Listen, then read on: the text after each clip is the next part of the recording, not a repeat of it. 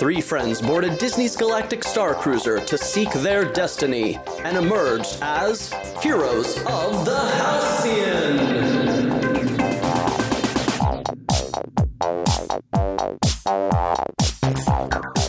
Bright suns, everyone, and welcome to Heroes of the Halcyon, the best, and to the best of our knowledge, only Galactic Starcruiser Superfan podcast. I'm Galactic Starcruiser Superfan Christine, and with me are Superfan Martin and Superfan Drew. So we have got a potpourri of topics today that we're going to talk about. I think it's scented like the candle that is the atrium in the Starcruiser. Ooh, the space potpourri. Space potpourri, yes, I love it. So Drew, where are we going to start today? Today we're going to start with our meetup that's happening on May 2nd at the Stargazer Bar at Disney Springs, at the Planet Hollywood at Disney Springs. This is our Starcruiser Superfans Muster Meetup.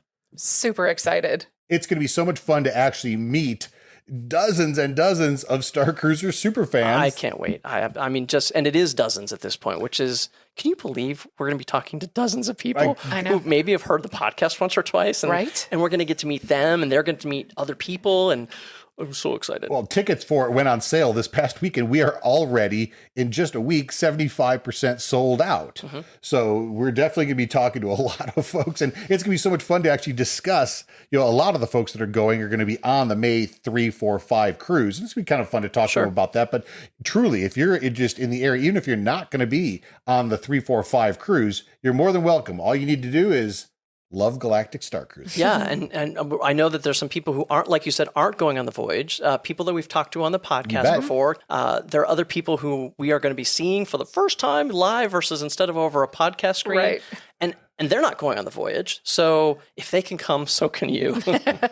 We've got a DJ. We've got... not just a DJ. We've got DJ Elliott, who's a huge deal pop culture in the DJ. Orlando area for sure. We're going to have drinks. We're going to have desserts. We've got an amazing auction with some fantastic items. We started to post some of the items that that have been donated to us for the auction, and it's all for Make-A-Wish.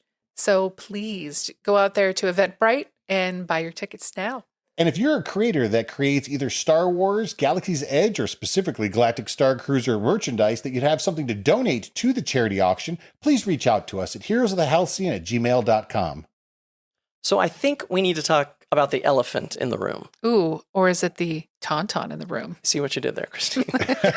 So in the last week, Disney has made a big change to how the Galactic Starcruiser is going to be running starting in October of 2023. Martin, can you give us details? Yeah, they've kind of reduced the voyages. Is that it used to go sometimes two to three times a week, and they're going to reduce it to 2 times a week now.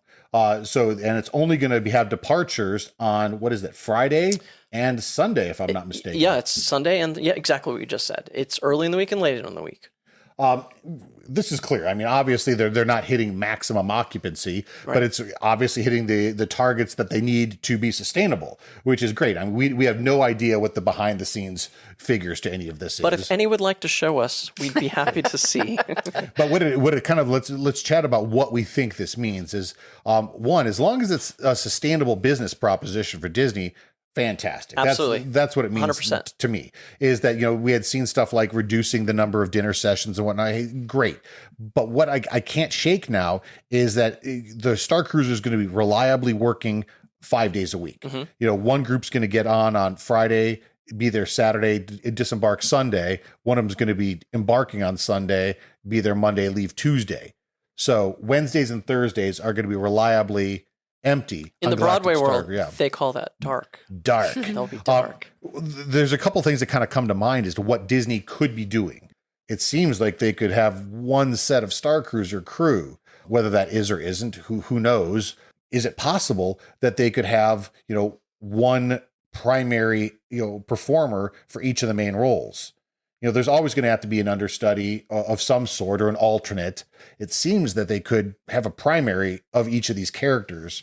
How do we feel about that? I mean, as much as I love the fact that there'd be some continuity, I've started to kind of relax my fear, for instance, of a new character or a performer in each character, and I'm kind of looking forward to it, Oh, I'm looking forward to seeing new people on our third, if that's what you're talking about. I've been so like stuck in like we've spoken before of we absolutely adore Sage's Sammy. Yeah. But I've actually kind of worked past that darn it mentality that we're not going to see him again. And I'm starting to get really excited that we get to see a different interpretation of Sammy. Right.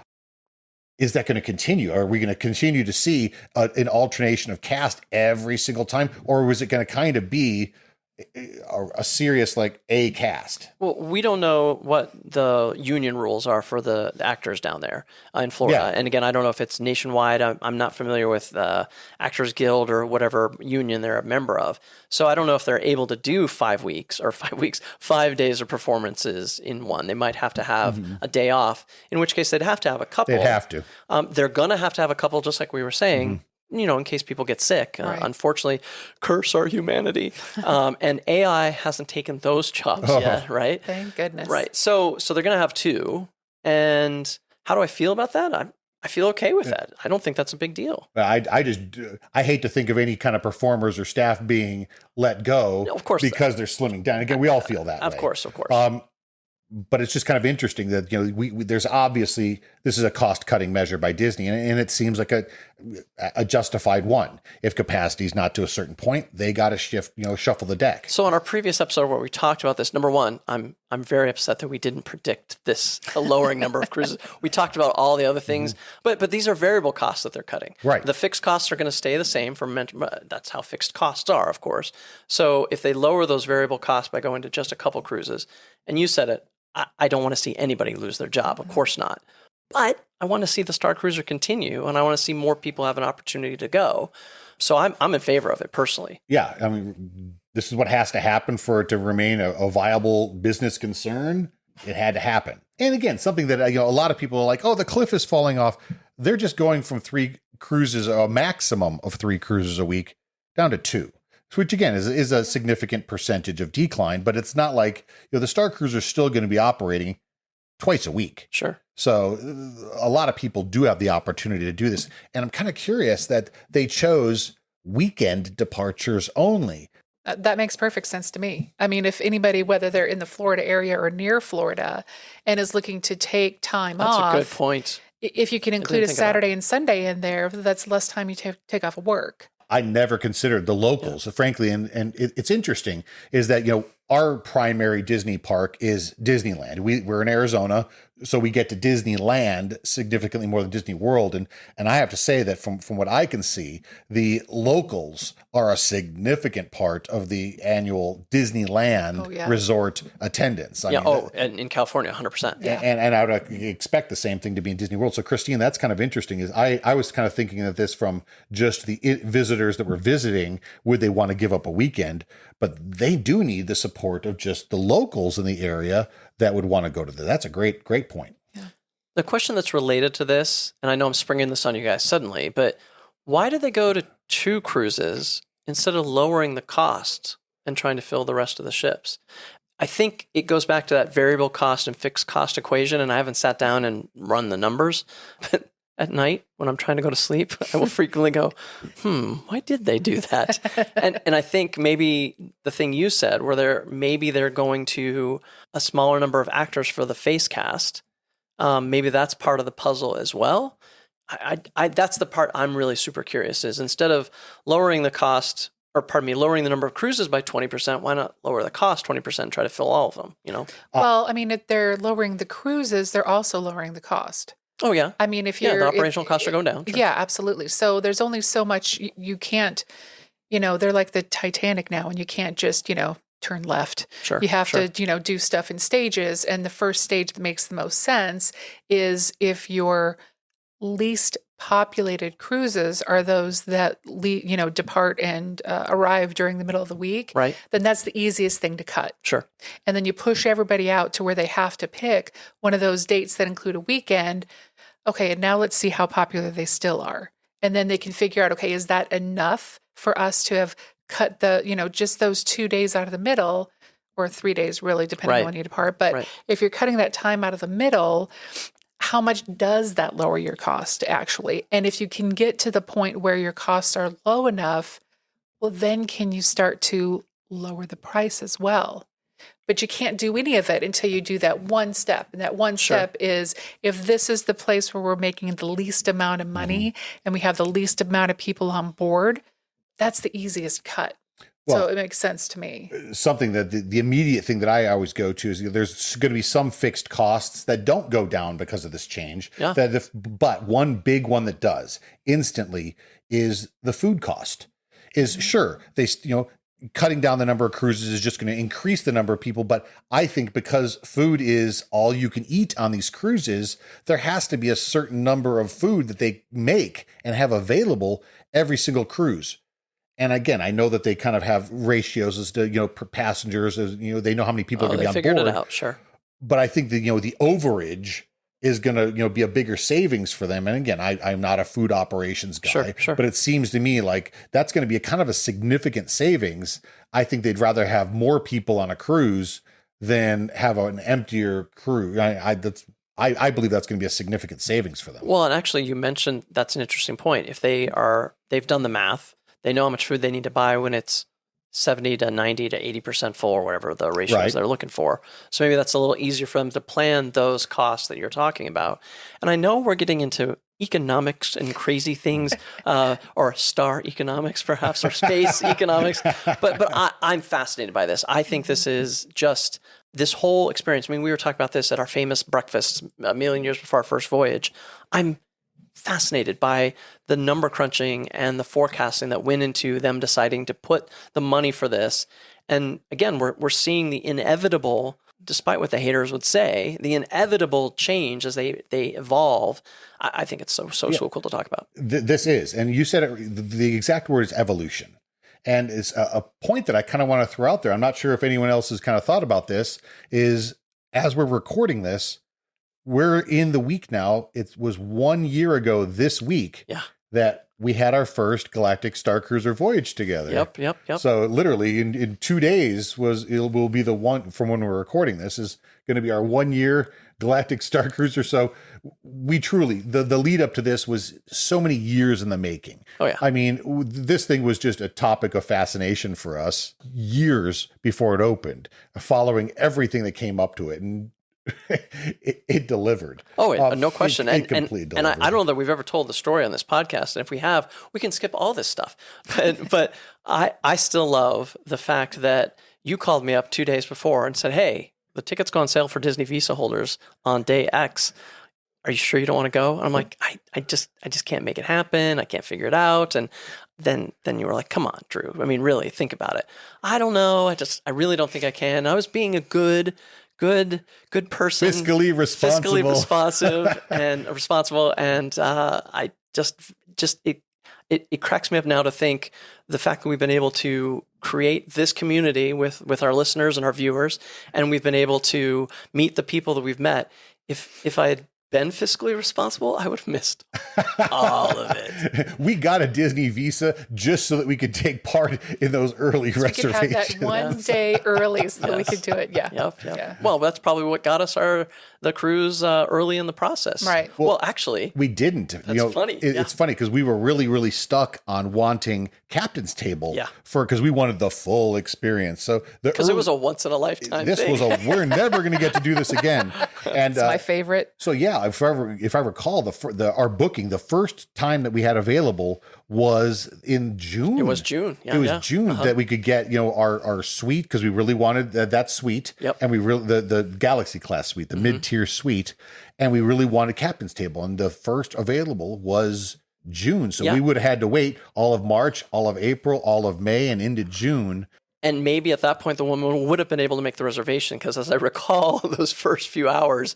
That you are our travel agent, Martin. For future record, remember, see Sarah J. Mack and Naomi Sonfield about being there, using them as travel agents. But you waited on the phone, 3 hours that first time? 4 hours? I don't know. 3 hours. Yeah. I remember we were on the phone. We were actually at a movie, going into a movie that I had to be late to. I said, guys, I'm on the phone with Galactic Starcruiser still. I've been on with it for hours. I wasn't going to hang up. Right. So you guys had to go in with the movie with all of our movie crew. And I walked in halfway through the movie saying, we got it. But Well, it gets better. So before then, we've never told this story on the podcast either. It's very fun stuff. I remember you were pacing the parking lot. Oh, yeah. And we were just chatting, and you were either calling us or texting us, the date that we can get on is the March 15th. Should we do it? And we were discussing back and forth, and we were really having a hard time figuring, well, should we do that? We should. And of course, I had Starcruiser straight on my brain, just flat out. And I was like, yeah, let's go. Let's do it. This is great. You told the woman, let's go for it. Let's pull the trigger. We're good to go. And then as you did, I suddenly realized that that's my wedding anniversary. Yeah. And so I remember texting Tracy, my lovely wife, and saying, so honey, here's the thing. And yeah, so we ended up making the reservation from June to March. Yeah, so frankly, I will say that was the right move because we had to lose captain's table, but to be able to move from those 3 months would have killed us. Oh my gosh. Those 3 months would have killed. Yes, I would have, because even back then, that was still early on in the experience. Mm-hmm. So new revelations were coming out. All the YouTubers that we love to watch, Dano, Kitra, and Peter, all of them, we wouldn't have been able to watch any of those videos because we would have been in a spoiler-free mode. Right. I would have maybe turned off Len Tesla a little faster than I had in some of the podcasts, but yeah, we would have died. We would have died. Yeah, it would have been awful. We were going to breakfasts, every week, at least every 2 weeks, planning this, just theorizing about what we were about to see. So yeah, I think that being able to move it to we were on cruise number 6. Yeah, it's 6 or 8. It depends because they were doing it pretty regularly. So it was one of those two. Yeah, I think it was cruise 6 that we were on. So we wanted to be early. We didn't want to be the first cruise because you want to kind of have them find their footing a little bit, but we wanted to be early on that we could still go it relatively spoiler free. We couldn't go on the first cruise. We couldn't go on the second cruise. We couldn't go on. We couldn't go on those. We would have gone on those, but it just so happened that the March 15th was the first one at that point that we could sign up for. Yeah. Right. They happened to have the suite available. I was calling every single day. Once we determined if we could get an earlier one that didn't have captain's table, would we pull that trigger? Yes. And I was calling them every single day for hours every day. And sometimes, again, at my job, I'm driving to appointments or whatnot. So I'd be on the phone for an hour driving to somewhere and have to hang up because, hey, I didn't pick up in time. Yep. I got to do business. Right. And then, so yeah, it was a constant thing with calling them. So either way, it all worked out. It did. And I loved those early moments. For folks who haven't gone on your cruise yet, I highly, highly recommend, if you're listening to us, maybe you're doing a little bit of it, but the prep work and enjoying kind of imagining what the cruise is going to be like and figuring it out, that is so much part of the fun. Mm-hmm. Yeah, absolutely. And it's part of the bonding. Oh, yeah. The bonding that we had prior to going, we were all friends, but we were like movie friends, and every once in a while we'll go out to dinner friends. Right. This was like, okay, we are in it to win it. Like we're really digging in. And especially when you go back and listen to some of our episodes when we're talking about character creation or costume creation or any of that. This was, we were kind of all out on the edge, a little bit farther pushed than what we had been in the past. Sure. I know that you had been, you had done theater before, but to be in a group like this and kind of put yourself on the line. Yeah.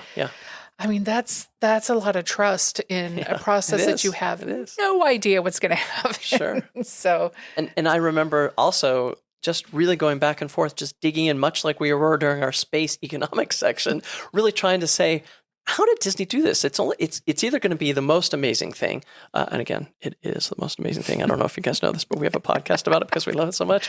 Or it's going to be a crazy flop, and we're going to get to be able to say, we did it, we tried it, and we saw how horrible it was, and then for it to surpass what we would imagine and obviously inspire us to do this for a lot of time. It's just incredible. That really was our viewpoint too, is that either it's going to blow our minds to like nothing ever has, or it's going to be such a disaster that it'd be hilariously entertaining to be there for that. Right, sure. And so we really were going to go all out no matter what. Yeah. There's that Broadway show, that Spider-Man Turn on the Dark, I believe it was. Yeah. I wish I could have seen that. Me too. It was legendarily crazy. I wish I could have seen it. Sure. but I'm really, really glad that this was not a turn on the dark scenario and it just blew our minds. It was a turn off the dark. I don't know how to go the opposite. I forget, but Well, the other thing. No. I'm saying the opposite of the Spider-Man would be if it was turn on the dark. Oh boy, yeah. Turn on the Starcruiser. If you have to explain a joke, that means it's not a very good one. So weird. So another thing that's really cool while we're kind of reminiscing is before we started the podcast, again, the way it goes is end of March of 2022, we started talking about going back. We then committed to it, but we didn't start talking about the podcast until April or May. It was April. And it's funny. I actually went back and kind of looked. We went from the very first, the first time podcast was even mentioned between the three of us to the time that we had episodes recorded and ready to go was 5 weeks. We went from 0 to episodes ready to go with full marketing. I mean, if you remember right, we really did have a podcast release ready to go. We put everything we could into this. And when you go back and listen to those episodes, you can see all the 5 weeks of preparation right there. But we really did kind of go from 0 to 60 or 0 to 100 actually super quickly. So how motivating. I had never listened to a podcast ever. Oh, I didn't know that. I had never listened to a podcast. I was vaguely aware that there was something called podcasts where people talk about stuff. Right. Where do they listen to this? How do they listen to this? I had no idea at the time. Now I can't get enough of listening to podcasts. Sure. I mean, there's so many of them I listen to right now, but I truly came into this not knowing a thing about what we were getting into. All I knew is you had done one and I wanted to talk about Starcruiser. Right. And that's all I needed to know. Right. But yeah, you're right. We actually did commit to Starcruiser 2 before the podcast. It was like 2 or 3 weeks after 2 weeks. we'd gotten off. Almost to the day. I remember we met like a week after in that lunch, and I know you and I were crying, and we were trying to recover and getting things set. And then that same day, I remember this now, Tracy, my wife, mentioned, hey, I have to go to Orlando for a conference. And I called you guys and I said, hey, I know we were just talking at lunch, but what with this? And that was the spark. And then within a week, we'd signed up. Yeah. And that was it. Yeah. Yeah. We for us, the instant that you had said, I'm going to be in Orlando, we were like, done. Done. What do we got to sell? That's it. We just looked around our collection and said, okay, we can sell. Yep. Right. Yep. That means more Wraith. That means more Sammy. Yep.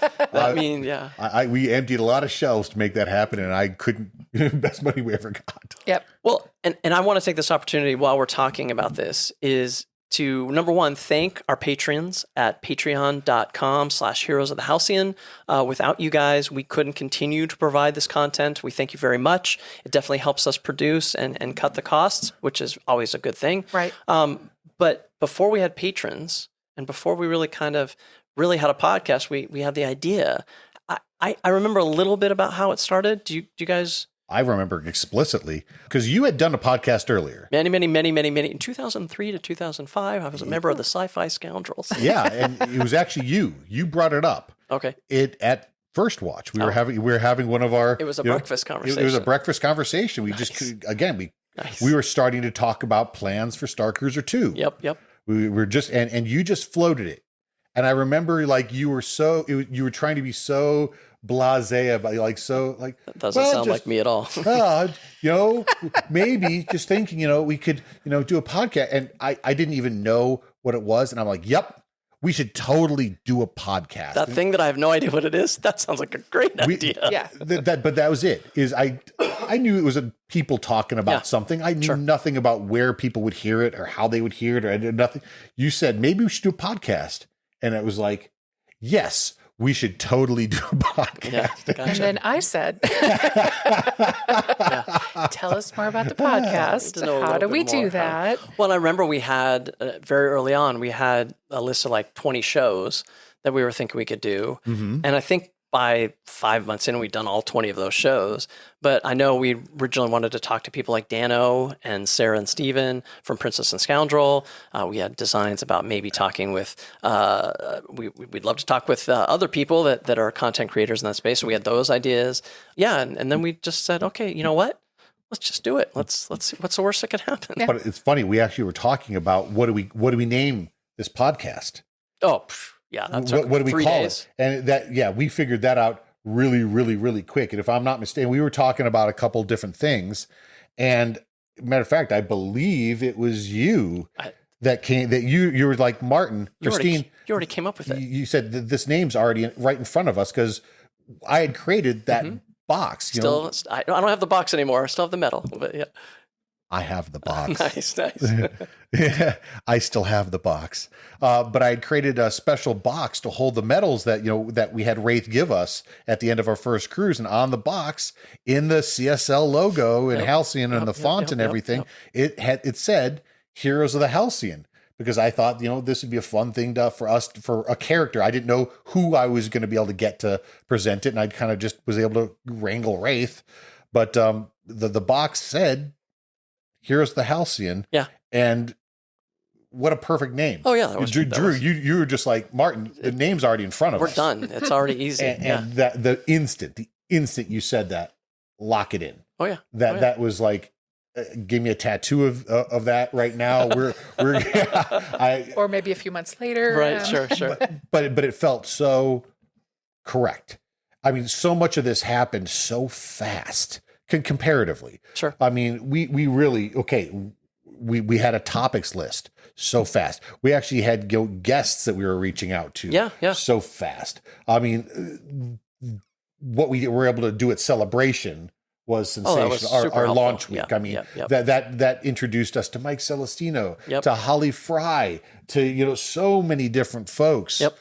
That were Star Cruiser experts. We are actually able to talk to several people that worked at Galactic Starcruiser and Galaxy's Edge. We were actually able to meet crucial crew member Jay live in person there. So many connections that we were able to kind of get off of that one event. But boy, it's funny, that the very first, folks that we kind of talked to is Dano had that meetup. Yeah. He had that creators meetup.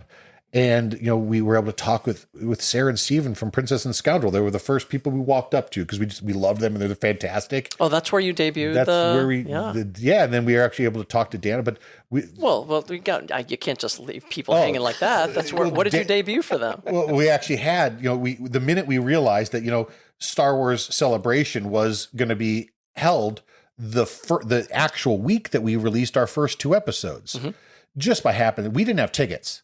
We didn't have tickets, but we realized Christine and I could just jump out there for 2 days.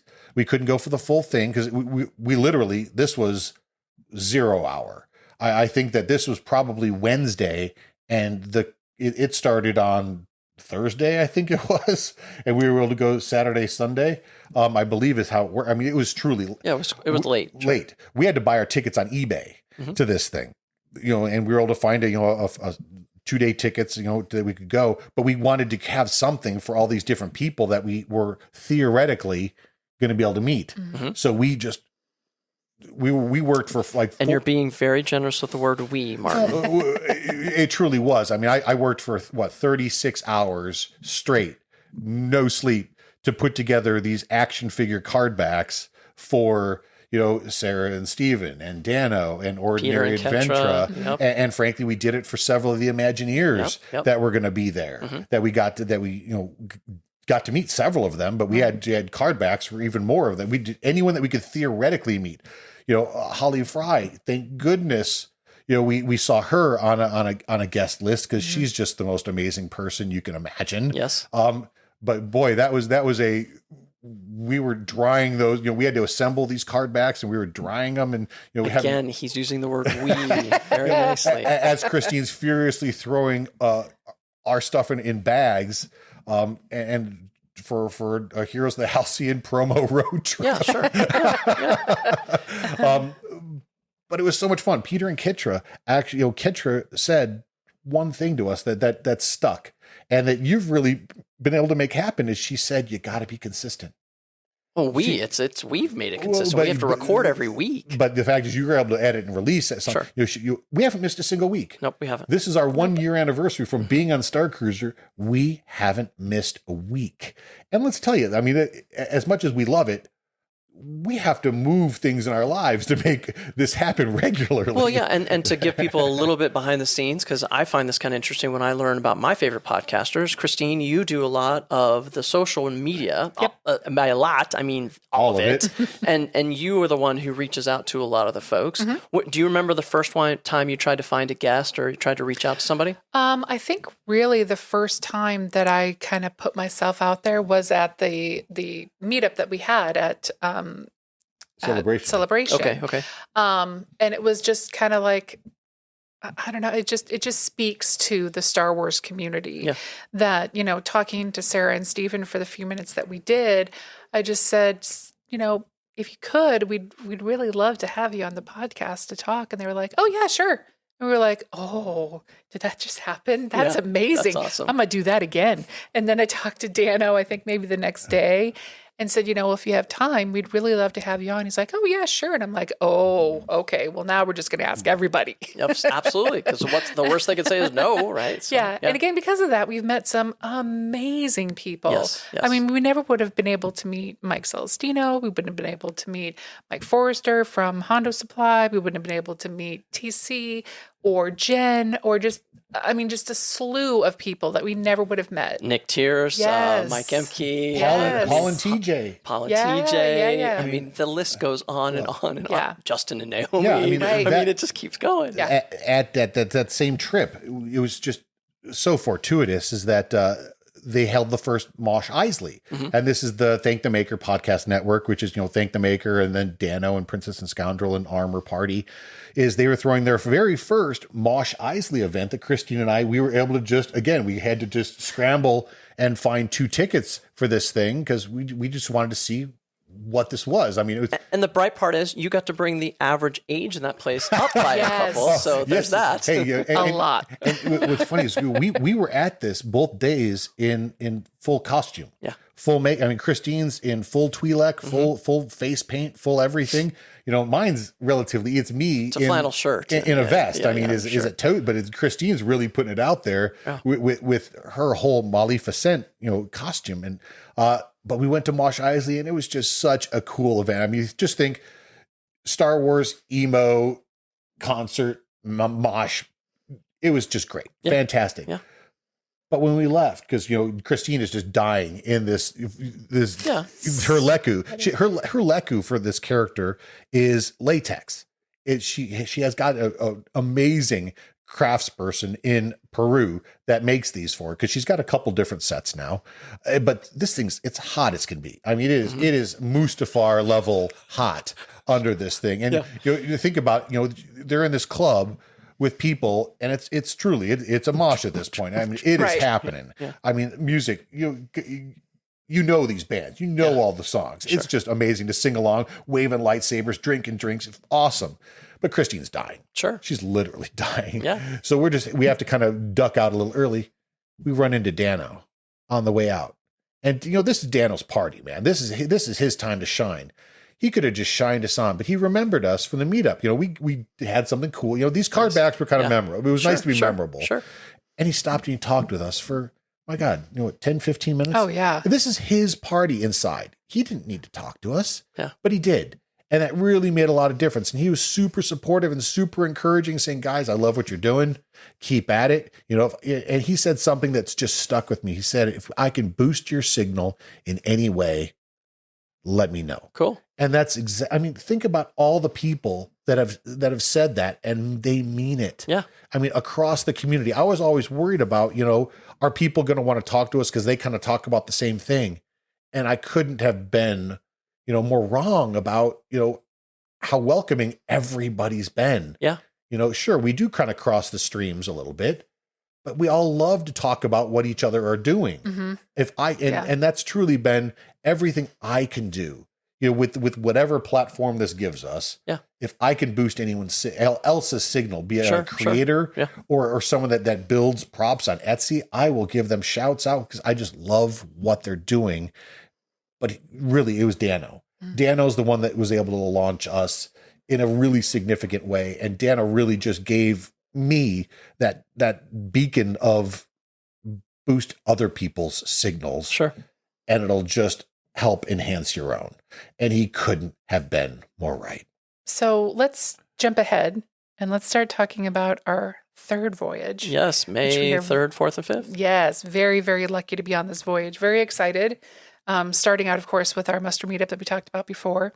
But our day starts on the 3rd, hopefully having May 4th on Batu. Yep. Hoping that Disney World does something with May 4th on Batu. How can they not? They did the last couple of years. They did good. Yeah. Good to know. But it's Okay. funny, with all the years that Galaxy's Edge has been open, both on Batu East and West, I personally have, and you, Christine, we've never been on Batu on May the 4th. Yeah. So that's going to Yep. be something kind of new for us. Yeah, so we're excited about that.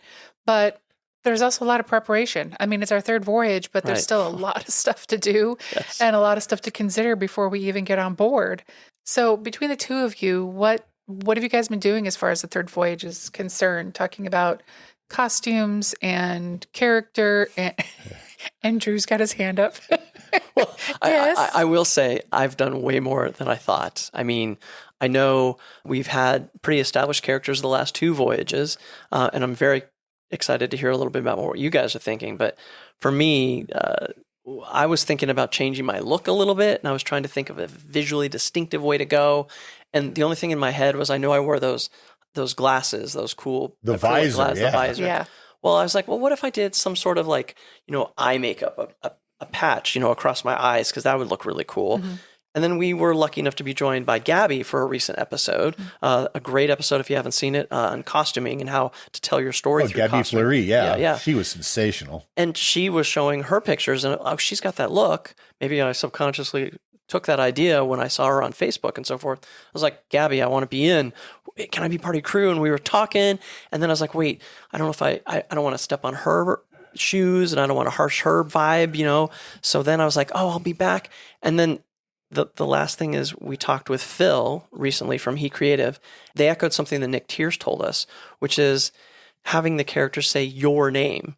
So having Sammy come up and go, Drew, I need your help. So I'm putting my stake in the ground right now. I'm going to be Drew on this next voyage. So that's what I was raising my hand for. Awesome. Yeah, I got to tell you, we actually mentioned that, the minute that we had, Nick Tierce on that said that, you keyed on that. You really seriously keyed on. And personally, I think it's safe to say that just I believe I've got a more personal connection with Jorg Sakul than most people do with their characters. I think that's a fair statement. I would believe that you would probably echo that from Mali Facent as well. Absolutely. You feel it personally that this is like a representation of you. I hope you do, because she's on your arm. Forever. Yes. Yes, for sure. But I actually think it would be a mistake that if you didn't. Oh, I see what you're saying. If you didn't do that this time. I think you're right. Both when Nick Tierce said it, after the episode, you immediately said the whole thing about hearing your name makes sense. Yeah. And the moment that Phil said that, I broke into the episode. Immediately, I said, you broke into the episode. We actually had to edit it, and you're like, I got in. So I personally think, as much as Zoran Vox is a fantastic character for you, and you can keep so many of the elements of Zoran. I think Drew is going to look an awful lot like Zoran Fox. But that's okay. Yeah. And frankly, I do think that would be something that makes it different for you. But personally, for me, my plan has changed completely for this one. Is I had created a completely new character that I am so thrilled to jump into. I mean, I've been growing this incredible head of hair that this has been a part of. I mean, since I'm privy to some of those discussions, now it all comes. I've got just this incredible new character created, but I think the more I've kind of been considering it is when we had Justin and Naomi Sonfield on, and Naomi's travel agency is doing that cosplay only cruise in October. Christine and I, at least, are seriously considering this cruise. And I think that based on that, I'm probably going to hold back this new character for that. Gotcha. So I think I'm going to give Jorg Sakul one more run on the Starcruiser, because there's so many story threads I had created that I wasn't able to follow through on completely in Starcruiser 1 and 2, that for Starcruiser 3, I am going to be returning as Jorg Sakul. And, Nice. Christine, I know you had created a completely brand new character too. What's your plan? Yeah, same. I had You're gonna created be a brand Jorg new Sakul? character. I am. I know the hair is not quite as high, but no. I'm working on it. No. Yeah. No, I had planned to make a brand new character, and the character that I have, I'm really excited about. She's not completely fleshed out, but just so you know, Maleficent does have a sister. I think partly because we do have this other cruise coming up in October that we are very seriously trying to figure out what we're going to sell to get there. Sure. But are planning on going, and the fact that we've had to put so much time into planning for this trip with the muster meetup and with between that and work and other stuff. I mean, it's just too much, and I don't want to go into it, halfway. Right. If I'm going to go into it, it's going to be full on. So I've got Malie down. I know who Malie is, so she too will be making a return voyage. Excellent. On the Starcruiser. Nice. So the three of us will look probably very similar. Yes. So maybe my character's name is different, but but it'll be the same. So that's good. It's funny. I'm sure this is a quandary that every quote unquote content creator has. Is the more time we spend creating content for the show and the community, the less time we have to create content and characters for ourselves. But to me, this is a gift to be able to reach this many people about something we care so much about. This is a gift. Yeah. So if this new character has to wait just a little longer to make an appearance, I'm you know what it is. I do. You haven't seen it visually. Christine's seen a little bit more. Mm-hmm. I don't want to hear about it. I cannot wait to put this character on Starcruiser. I'm so excited, but there are so many untapped things with Jorg Sakul. I'm so excited to bring him back for Starcruiser 3. But Christine, your new character is dynamite. Like it was one of those just spark of lightning, because we'd been kind of wondering, how do we evolve Malie?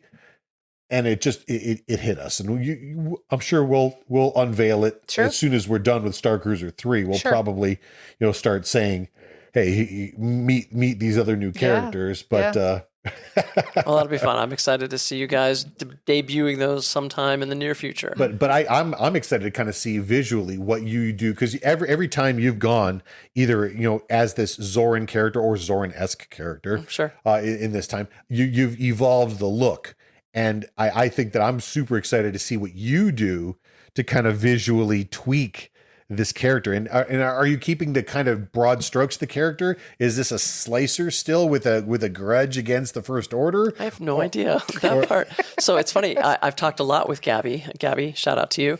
In those conversations, I started what was I somehow related as a member of her crew, and I loved that idea. But again, I felt like I was kind of stealing some of her thunder, because she has such an amazingly she has a character that I can't wait to meet in person. And again, I don't want to take any of that energy from her. So then I was thinking that. Then I was thinking, do I want to go back to that concept that we talked about on a previous episode about a former mechanic who's upset at Sammy because Sammy took his job? But I don't know that would work so well.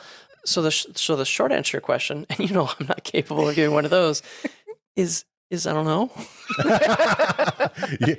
There's decisions that we have to come to real quick, because this voyage is staring us completely down the barrel. I mean, I was always one of those kids though who did his best the day or two before the paper was due. You'll bring it on the day. So and I mean, my look for the last voyage was that car that I stuck on my head, that piece that I did that the weekend before, remember? And I brought it over to show you, and I was like, because we were shooting my character video. It wasn't the weekend before; it was 2 weekends before. But I was like, "Do you think this will work?" And you're like, "Oh, that's perfect." I was like, "Okay, good." So I'll probably come in, April 12th, and say, "What do you think, guys?" It's funny. This past week, I went back and looked at all 3 of our character videos that we did for the first time in a while. And where can people see those, Martin? On YouTube at Heroes of the Halcyon. Yes.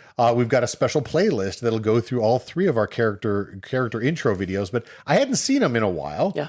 And I was just fun to kind of revisit those characters visually and just kind of get the backs. And I just remember shooting, all three of these the process that we used for all three were so different. Well, yeah. And Martin, you put in 70, 80 hours on yours, and then, 30, 40 hours on Christine's. It's funny. I wanted to learn how to do this. Yeah, yeah. And truly, I wanted to see, can I do this? Yeah, yeah. And you succeeded, sure. The answer is yes. I'm just a guy with Adobe Creative Studio. Can I create these? And I pulled it off. But I really liked how we created yours, Drew, in that it was so different of a process but it was such a creative thing to evolve. Like, how does it look? How are we recording? We had to find a physical location to shoot yours. We had to kind of build this really quick set that we could create and then run away with when the cops came. Luckily, no cops came and everything was fine. But I remember when we were shooting mine, I was like, Martin, hats off to you for putting the time in you put in yours. But I just don't have that time. I couldn't make that time. You don't have some of those responsibilities that I have. We have the freedom to be absolutely irresponsible with our spare time. Yeah. And if you're both involved and you're both really, and again, Tracy's very supportive. Again, several times, love you, honey. Yeah. But there's limits to the amount of time I was able to put in. And so I just said, I want to do something simple. This will be simple, and it was, and it worked out great. Frankly, and I don't want you to undersell it. I mean, you really did put a lot of thought into this. Oh, sure. And it was planned out, and you did work on the storylines. And Christine had to work on memorizing those lines, so thank you very much for that. That was really fun, though, that you guys had to kind of, it was a chicken and egg. Yeah. Who records first? Does Christine record her stuff that you have to play to? Does you record the stuff that Christine has to play to? And little did we know that it would be a little of both. Right. So it worked out great. Yes. But I still like the fact that I was still able to over-engineer the little piece to create the little cockpit set for Christine. Oh yeah, fabulous. I think it looks great. legit. And again, if you guys out there haven't seen these, I highly recommend, especially Martin, Christine. I love both your videos. But again, Martin, yours is a work of art, man. True. Very true. I loved the fact that it was so creative that we're recording yours and we're doing it in the back of this like warehouse. Yeah. And I had for Christine's video, she has this Night Sister flame effect, but I had to have a physical light on set to kind of like do the reflections and whatnot. And I'm realizing, let's bring this onto yours and have it just kind of put this really cool green light ambiance in. And then we kept being interrupted by these airplanes because there was an airport nearby. We're like, and then you had a great idea for that. But that was so, I loved to see the evolution of that. And I'm like, we had to stop recording every time these planes went over because you could definitely hear them. And then the one time I'm like, Drew, pretend you're hearing TIE fighters. I was like, and then just throw in this TIE fighter effect. Of course. And it looks so cool in your video. You totally sell it. Like you totally are like listening to these TIE fighters. And that theater background came in there handy. You go. There you go. I loved it because we did. I mean, gosh, we did. How many takes of your video? So many takes. But I loved that. Yeah. And I think we actually went back and we looked at it, and then we went back another night. Well, we had to go back because when you mentioned your, just with Adobe Studio, I'm an Apple guy, so I was in Final Cut, and we shot it in 4K, which looked spectacular, but it didn't look right. And then we went and shot it again because I said, Martin, we're going to have to do it again. And you were game. You're like, I'm in. Oh, reshoots. Next week. All right, we'll do it. We went back, shot it again. At that time, I listened to you in my earpiece. Then when I got home and put it into Final Cut again, it turns out that there was a plug-in. So I could have used that first footage and it would have been just fine. But because we knew the lines better and because you had the thing and you were in my ear and the thing with the stuff, it just came out so great. Yeah. I love them. Yeah, I do too. And frankly, it's one of those that what a beautiful memento for us to have of that moment in time. Yeah. Like truly, did those things take a lot of time and effort? Yeah. Yep. But I cannot tell you how much I love to have that for the three of us. Well, I will not be doing a character video for Drew for Voyage number 3. I'm still desperately trying to. There are 3 concepts I had that I wasn't able to do for Jorg So Cool the first time around, and I'm desperately trying to find the time to do You at have least to sleep. one of them. You have to sleep I sometime. have to work. I don't need to sleep, Drew. Sleep's for losers. But again, I mean, Christine, are you thinking about doing any kind of video for Mali this time, or you kind of reserve that for the new character? I don't think there's time. I would love to think that there was, but I just don't think there is. Time is definitely a factor. Not only that, it's time is the fire in which we all burn. Mark, so. But I personally completely underestimated how much time it takes to put on an event like the muster meetup. Yeah. I mean, this has become an incredible amount of complexity and time. And thank goodness we've got, folks like, Nicole and Brian that are helping us on site. Thank you very much, Brian and Nicole. Yes. Thank you. But something that we're trying to think about is everyone on this cruise, not everyone, but a significant number of people on this cruise have got these really elaborate things they're using as like either giveaways or parts of their story. Oh yeah, the stuff that they're posting on the Facebook site is so beautiful. I can't believe the work people have done. It's so gorgeous. Like this is like stained glass level of beauty that we're seeing. That some people are going to have engraved coins that are cast and just. I'm looking at this going, how can we? We have to have something. But we can't even possibly compete at that level. I mean, my goodness we don't gracious. need to compete, obviously. But it's going to be fun to see how many people, and again, compete's not the right word. Sure. But we have to have something, I believe, to kind of hand out and just further our story. And again, I just like giving people something to remember. Oh, of course. And a reason, an extra reason to engage. Sure. So we're kind of, going back and forth on our ideas of, okay, what are we going to have to, give away as a part of our story? And we've had maybe the first 2 hours of what will inevitably be a 40-hour conversation, but I look forward to the other 38. I can't wait. Super fun. Too many ideas is a good problem to have. It is indeed. That's why you have all that hair. It's because your brain is so big. Yes. It just needs to cover that head. That's what it is. I did go to one of my fabrication people today when I was, between appointments at work. I'm just impressed because I don't have fabrication people, so I'm just impressed that you do. So this is good. It's not like a Q branch. That would be really cool. That would be pretty impressive. That would be good. It's a low budget Q branch. Well, we've had a lot of people reach out to us recently. Speaking of all these ideas and the other stuff, that's how we've heard about some of it coming. We've had a lot of people reach out to us for ideas for upcoming shows. We're super excited to show you some of the stuff that we've got planned. I know that we're going to have another Sublight Circle in the not too distant future. Yes. I know that we're planning a nice video show where we're going to do some Etsy creators and kind of spotlight some folks and some of their stuff that they've made for cruises. What's another couple episodes we've been talking about? Boy, we got a sensational idea sent to us today about how to get the cast and crew's attention for your storylines. And I think that's kind of an interesting, because there are definitely ways to do it and there's ways to not do it. That was from Alex, and that was a fantastic idea, Alex. Another idea that we got sent to us is to talk about the achievements within the Play Disney app itself. So a lot of people don't even realize that there's Starcruiser specific achievements that you can unlock. So we're going to have a chat about what they are and how to best go about unlocking those. That's a great future topic that we're definitely going to address. Absolutely. We love hearing these ideas. They're super helpful for us. And if you'd like to send more, you can always send us an email at heroesofthehalcyon@gmail.com. Well, like we said before, this is the 1-year anniversary on March 15th of our initial voyage. And what a voyage it's been. No kidding. No kidding.